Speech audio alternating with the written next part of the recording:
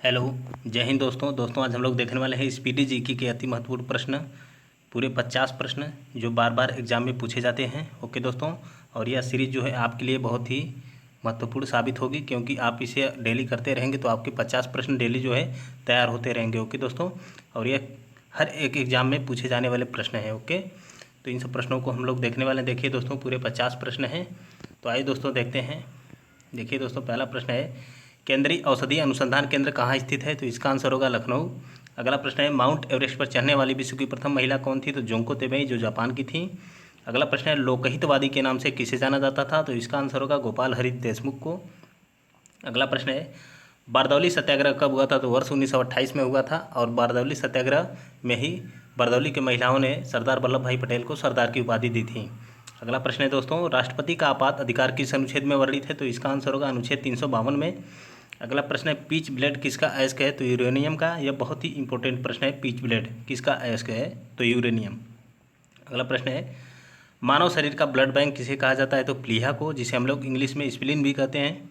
अगला प्रश्न है भारत का प्रथम राष्ट्र कवि होने का गौरव किसे प्राप्त है? तो मैथिली शरण गुप्त को। अगला प्रश्न है ओजोन परत की मोटाई किससे मापी जाती है? तो डॉप्सन के द्वारा। अगला प्रश्न है फ्रांसीसी क्रांति कब शुरू हुई थी? तो वर्ष 1789 में। अगला प्रश्न है दोस्तों मनुष्य के शरीर में सबसे छोटी ग्रंथि कौन सी है? तो पिट्यूटरी ग्रंथि। अगला प्रश्न है रणथंभौर राष्ट्रीय उद्यान किस राज्य में स्थित है? तो राजस्थान में, और यह टाइगर के लिए प्रसिद्ध है। अगला प्रश्न है मेगास्थनीज किसके दरबार में भारत आया था? तो चंद्रगुप्त मौर्य के दरबार में। अगला प्रश्न है सबसे लवणीय सागर कौन सा है? तो मृत सागर। अगला प्रश्न है राज्यपाल की नियुक्ति कौन करता है? तो राष्ट्रपति। अगला प्रश्न है रानीखेत रोग का संबंध किससे है? तो मुर्गियों से। अगला प्रश्न है किडनी रोगियों का खून शुद्धिकरण किसके माध्यम से कराया जाता है? तो डायलिसिस के द्वारा। अगला प्रश्न है आंसू किस ग्रंथि से स्रावित होता है? तो इसका आंसर होगा लैक्रिमल ग्रंथि से। अगला प्रश्न है विद्युत धारा की इकाई क्या होती है? तो इसका आंसर होगा एम्पियर। अगला प्रश्न है न्यूमुर द्वीप कहाँ स्थित है? तो बंगाल की खाड़ी में स्थित है। अगला प्रश्न है संविधान सभा के प्रारूप समिति के अध्यक्ष कौन थे? तो डॉक्टर भीमराव अम्बेडकर थे। अगला प्रश्न है दोस्तों शेर शाह का वास्तविक नाम क्या था? तो फरीद खां। अगला प्रश्न है जवाहर सुरंग का नाम किस दर्रे को दिया गया है? तो बनिहाल दर्रे को, जो जम्मू कश्मीर में स्थित है। अगला प्रश्न है धुआंधार जलप्रपात किस नदी पर स्थित है? तो नर्मदा नदी पर, जो मध्य प्रदेश राज्य में है। अगला प्रश्न है भारत का अंतिम मुगल सम्राट कौन था? तो बहादुर शाह जफर था। अगला प्रश्न है अकबर का राजस्व मंत्री कौन था? टोडरमल। टोडरमल कहाँ का निवासी था? तो सीतापुर का। अगला प्रश्न है भारत की सबसे चौड़ी नदी कौन सी है? तो ब्रह्मपुत्र नदी। और भारत की सबसे लंबी नदी कौन सी है? तो गंगा नदी। अगला प्रश्न है हुंडरू जलप्रपात किस नदी पर स्थित है? स्वर्णरेखा नदी पर, झारखंड में। अगला प्रश्न है जब राष्ट्रपति उपराष्ट्रपति दोनों का पद रिक्त हो तो राष्ट्रपति के रूप में कौन कार्य करता है? तो भारत के मुख्य न्यायाधीश कार्य करते हैं। अगला प्रश्न है कलिंग पुरस्कार किसके द्वारा प्रदान किया जाता है? तो यूनेस्को के द्वारा। अगला प्रश्न है त्वचा एवं इसकी बीमारियों का अध्ययन क्या कहलाता है? तो डर्मेटोलॉजी। अगला प्रश्न है वास्को डिगामा कालीकट कब पहुंचा था? तो वर्ष 1498 ईस्वी में। अगला प्रश्न है पंडवानी कहाँ का लोक नृत्य है? तो छत्तीसगढ़ का। अगला प्रश्न है अष्टछाप के संस्थापक कौन थे? तो स्वामी विट्ठलनाथ। अगला प्रश्न है भारत के किसी राज्य की राज्यपाल बनने वाली पहली महिला कौन थी? तो सरोजिनी नायडू थी, जो उत्तर प्रदेश की राज्यपाल बनी थी।